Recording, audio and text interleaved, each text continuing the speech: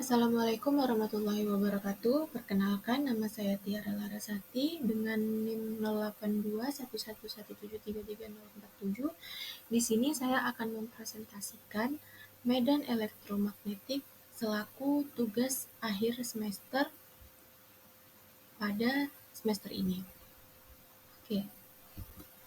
Nah, untuk topik yang akan saya bahas yaitu yang pertama ada persamaan Maxwell. Kemudian topik yang kedua yaitu mengambil dari salah satu hukum yang ada dalam persamaan Maxwell yaitu hukum Ampere. Nah, tujuan dari presentasi yang saya lakukan ini yaitu yang pertama menjelaskan pengertian dari persamaan Maxwell serta keempat hukum yang ada pada persamaan Maxwell. Kemudian yang kedua yaitu menjelaskan secara rinci salah satu dari hukum yang ada pada persamaan Maxwell. Untuk hukum yang akan dijelaskan secara rinci di sini saya mengambil hukum Ampere. Oke. Nah, selanjutnya yaitu pengertian dari persamaan Maxwell. Untuk persamaan Maxwell sendiri merupakan himpunan dari 4 persamaan diferensial parsial yang mendeskripsikan sifat-sifat medan listrik dan medan magnet serta hubungannya dengan sumber-sumbernya. Nah, keempat persamaan ini digunakan untuk menunjukkan bahwa cahaya adalah gelombang elektromagnetik. Nah, secara terpisah, keempat persamaan ini masing-masing disebut sebagai hukum Gauss untuk magnetisme, hukum induksi Faraday, dan hukum Ampere. Nah, persamaan ini juga menjelaskan tentang muatan listrik atau arus listrik yang diambil dari teori elektrodinamika klasik.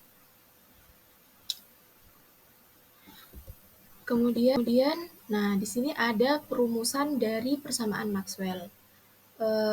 Persamaan Maxwell ini tidak seperti persamaan-persamaan lain dalam mekanika. Seperti contohnya perumusan Maxwell ini dapat berubah-ubah tergantung pada sistem satuan yang digunakan. Jadi, meskipun bentuk umumnya tetap, nah berbagai definisi itu berubah-ubah dan menggunakan tetapan yang berbeda-beda. Hal ini muncul di tempat yang berbeda-beda pula. Jadi, untuk persamaan Maxwell ini perumusannya menentukan kondisi yang dinamis. Jadi tidak menggunakan tetapan-tetapan yang sama setiap kondisinya gitu. Nah, untuk persamaan Maxwell sendiri ini ada dua perumusan umum. Yang kedua-duanya merupakan persamaan ekivalen. Nah, sebelum kita masuk kepada dua perumusan umum persamaan Maxwell, di sini saya ingin menjelaskan bahwa dalam persamaan Maxwell ini, selain kita menggunakan satuan SI yang memang umum digunakan pada persamaan mekanika, di sini persamaan Maxwell juga menggunakan sistem satuan lain yang umum digunakan. Nah, salah satunya yaitu satuan Gauss, satuan Lorentz Heaviside atau yang biasa digunakan dalam fisika partikel dan satuan Planck yang biasa digunakan dalam fisika teori. Nah, kemudian kembali lagi kepada dua perumusan umum persamaan Maxwell tersebut. Nah, jadi untuk perumusan pertama yaitu perumusan yang memisahkan muatan terikat dan arus terikat yang muncul dalam konteks dielektrik pada bahan magnet dari muatan bebas dan arus bebas. Nah, pemisahan ini berguna untuk perhitungan yang melibatkan bahan dielektrik dan magnet.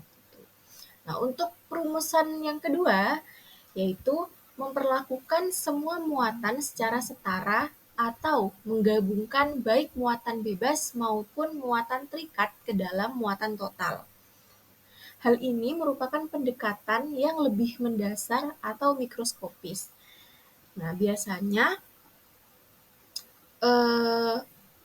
rumus umum ini digunakan bila tidak ada bahan dielektrik atau bahan magnet pada muatan tersebut.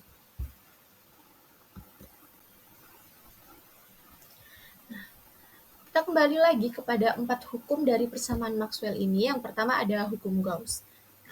Hukum Gauss ini hukum dari persamaan Maxwell yang menjelaskan bagaimana muatan listrik dapat menciptakan atau mengubah medan listrik. Nah, medan listrik ini cenderung untuk bergerak dari muatan positif ke muatan negatif. Hukum Gauss ini juga menjelaskan mengapa muatan yang berbeda jenis saling tarik-menarik dan yang sama jenisnya tolak-menolak. Nah, muatan-muatan tersebut menciptakan medan listrik yang ditanggapi oleh muatan lain melalui gaya listrik.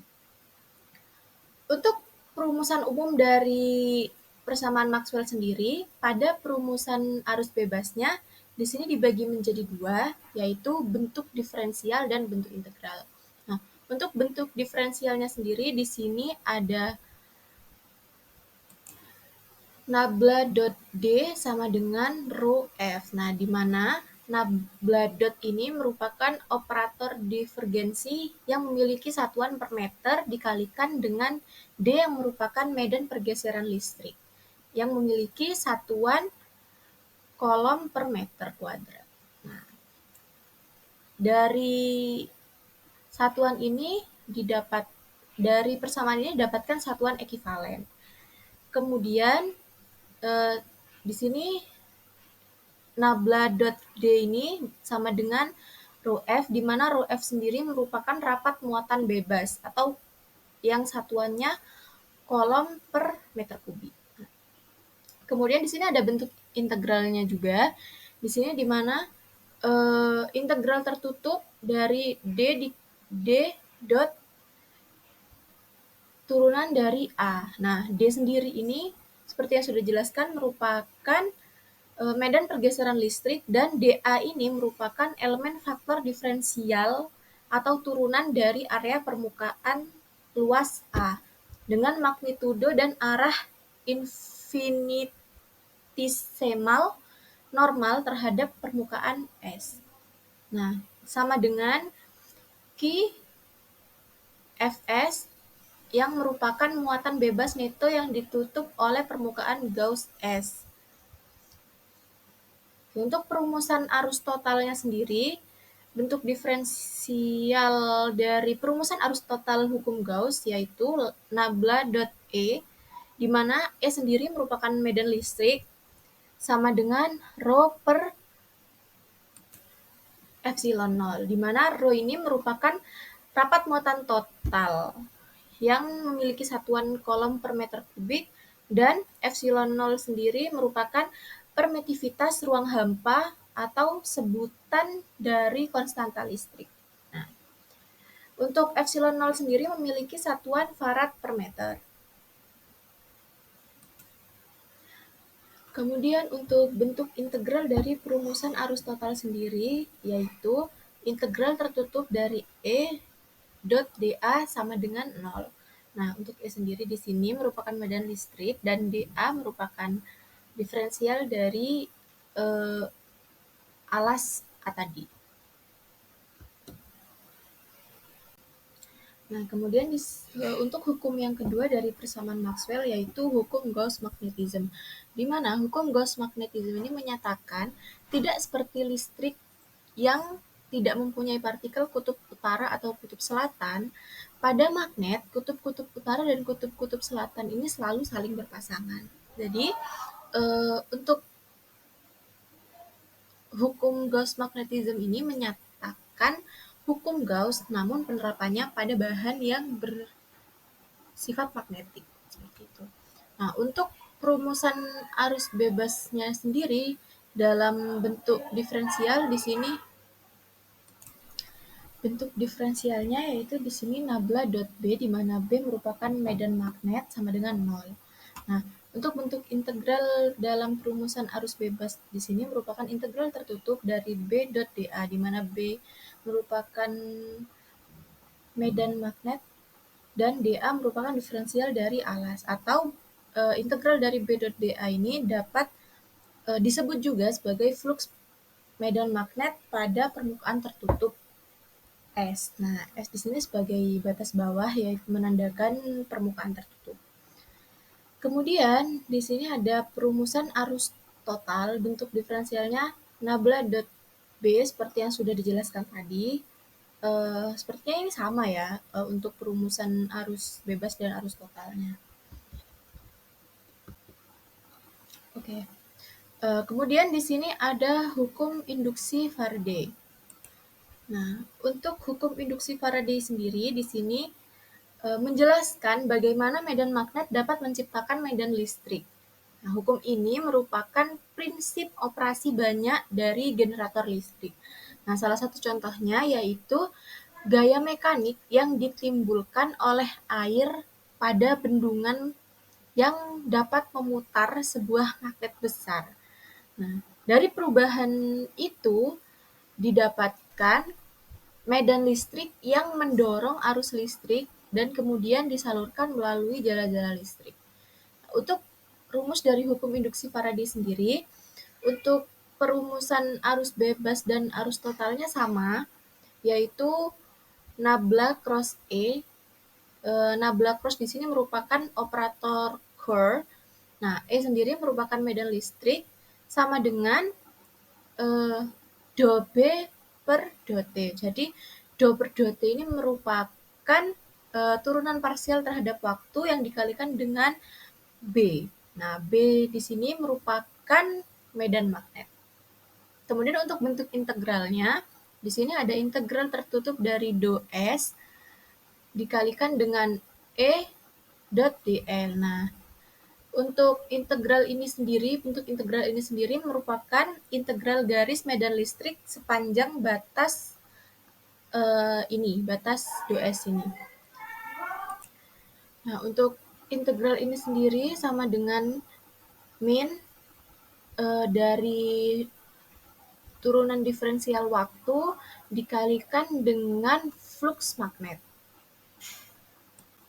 Kemudian di sini ada hukum Ampere. Nah, untuk hukum Ampere sendiri menyatakan bahwa medan magnet dapat ditimbulkan melalui dua cara, yaitu lewat arus listrik yang merupakan perumusan awal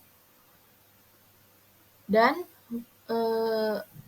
setelah dikoreksi oleh Maxwell, hukum Ampere ini mendapatkan perumusan tambahan yaitu dengan mengubah medan listrik. Untuk perumusan umumnya sendiri, di sini ada perumusan arus bebas. Untuk bentuk diferensialnya, di sini ada nabla cross H, di mana nabla cross ini merupakan operator Kerr dan H sendiri merupakan medan magnet.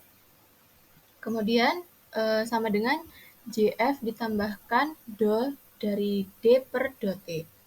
Nah, untuk JF sendiri merupakan rapat arus dan do dari D per do T ini merupakan turunan parsial waktu dikalikan dengan medan pergeseran listrik. Nah, untuk perumusan arus bebas bentuk integral, di sini integral tertutup dari H dikalikan dl sama dengan IF S ditambah dengan del dari flux ds per do T. Nah, di sini medan magnet dikalikan dengan dl yang merupakan elemen vektor diferensial panjang yang merupakan lintasan dari medan magnet tersebut sama dengan IF yang merupakan arus listrik bebas. Kemudian di sini ditambahkan dengan turunan parsial waktu yang dikalikan dengan flux medan pergeseran listrik. Kemudian untuk perumusan arus totalnya sendiri yaitu nabla cross B, di mana B sendiri merupakan medan magnet, sama dengan mu0 dikalikan J, kemudian ditambahkan dengan mu0 dikalikan epsilon 0 dikalikan dengan turunan parsial waktu dikalikan E. Di mana mu0 sendiri merupakan permeabilitas ruang hampa dikalikan dengan J yang merupakan rapat arus, kemudian ditambahkan dengan mu0 dikalikan epsilon 0, di mana epsilon 0 merupakan permitivitas dan mu0 merupakan permeabilitas, dikalikan dengan turunan parsial waktu dan dikalikan dengan E yang merupakan medan magnet. Kemudian untuk perumusan arus total dalam bentuk integral, di sini didapatkan integral B.dl, di mana bentuk integral ini merupakan integral garis medan magnet pada batas tertutup dou_S. Nah, ini sama dengan mu0 dikalikan IS ditambahkan dengan mu0 dikalikan epsilon 0 dikalikan dengan turunan parsial waktu, kemudian dikalikan dengan flux dari ES. Nah, mu0 ini merupakan permeabilitas. IS di sini merupakan bentuk lain dari integral J.dA yang merupakan arus listrik neto yang melewati permukaan S. Nah, kemudian ditambahkan dengan mu0 dan epsilon 0, kemudian dikalikan dengan turunan parsial waktu dan dikalikan dengan flux listrik. Nah, flux listrik di sini didapatkan dari bentuk lain integral E.dA, di mana batas permukaannya merupakan S. Oke, next. Nah, di sini saya ingin menjelaskan bahwa koreksi Maxwell terhadap hukum Ampere ini cukup penting karena hukum ini menyatakan bahwa perubahan medan listrik dapat menimbulkan medan magnet dan begitupun sebaliknya. Jadi, dengan demikian, meskipun tidak ada muatan listrik atau tidak adanya arus listrik, masih dimungkinkan untuk memiliki gelombang osilasi medan magnet dan medan listrik yang stabil, sehingga gelombang tersebut dapat menjalar secara terus-menerus. Nah, selain dari itu, keempat dari persamaan Maxwell ini mendeskripsikan gelombang secara kuantitatif. Jadi, untuk persamaan Maxwell ini juga membantu untuk menggambarkan bahwa gelombang listrik dan gelombang magnet tersebut memiliki laju tertentu yang universal. Nah, laju dari gelombang listrik dan gelombang magnet tersebut dapat dicatat dan dihitung cukup dari dua konstanta fisika, yaitu konstanta elektrik dan konstanta magnetik. Nah, berdasarkan koreksi dari persamaan Maxwell tersebut, laju yang dihitung untuk radiasi elektromagnetik sama dengan laju cahaya, karena cahaya sendiri merupakan salah satu bentuk radiasi elektromagnetik seperti contohnya sinar X, gelombang radio, dan lain-lain. Nah, dengan demikian, itu mengartikan bahwa Maxwell memadukan dua bidang yang sebelumnya terpisah, yaitu bidang elektromagnetisme dan bidang optika. Nah, kesimpulan yang dapat diambil dari pembahasan-pembahasan keempat hukum yang ada pada persamaan Maxwell tersebut, yaitu persamaan Maxwell secara umum dapat diterapkan pada rata-rata makroskopis dari medan yang sangat bervariasi pada skala mikroskopik. Jadi penerapan hukum Maxwell ini diterapkan di sekitar masing-masing atom. Dijelaskan juga bahwa pada tempat ini pula terjadi efek kuantum. Kemudian berdasarkan pernyataan tersebut, kita dapat mendefinisikan besaran seperti permitivitas dan permeabilitas bahan magnet. Jadi pada benda mikroskopik, persamaan Maxwell mendeskripsikan medan, muatan, dan arus dalam ruang hampa dengan mengabaikan efek kuantum. Namun, pada level rincian ini kita harus memperhitungkan setiap muatan. Bahkan pada level atomik yang secara umum merupakan masalah yang tidak terpecahkan atau intractable. Nah, mungkin sekian video yang dapat saya sampaikan. Semoga bermanfaat. Kurang lebihnya mohon maaf. Assalamualaikum warahmatullahi wabarakatuh.